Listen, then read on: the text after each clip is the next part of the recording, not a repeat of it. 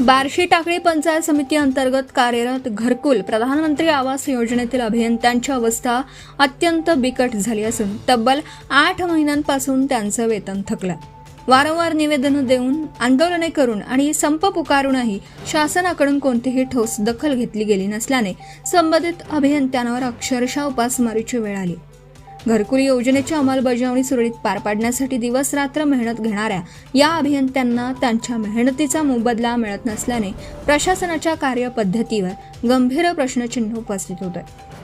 शासनाच्या दुर्लक्षामुळे त्यांच्या कुटुंबियांवरही आर्थिक संकट कोसळलं असून रोजच्या गरजा भागवणं कठीण झालं।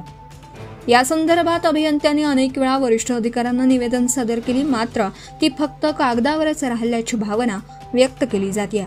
संप आणि आंदोलन करूनही कोणतीही सकारात्मक कारवाई न झाल्याने अभियंते हताश झालेत। दरम्यान तालुक्यातील नागरिकांनीही या प्रश्नावर आवाज उठवला असून काम करूनही पगार न देणं ही अन्यायकारक बाब आहे अशी तीव्र प्रतिक्रिया व्यक्त केली जाते। शासनाने तात्काळ हस्तक्षेप करून संबंधित अभियंत्यांचे थकीत वेतन अदा करावे, अन्यथा आंदोलन तीव्र करण्याचा इशाराही देण्यात आला। शासनाची कसोटी न्याय मिळणार का?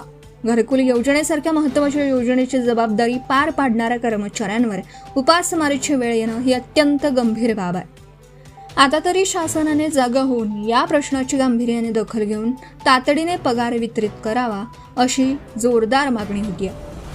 प्रदीप गावंडे, अकोला जिल्हा प्रतिनिधी तथा कार्यकारी संपादक, धुमाकूळ, महाराष्ट्र न्यूज।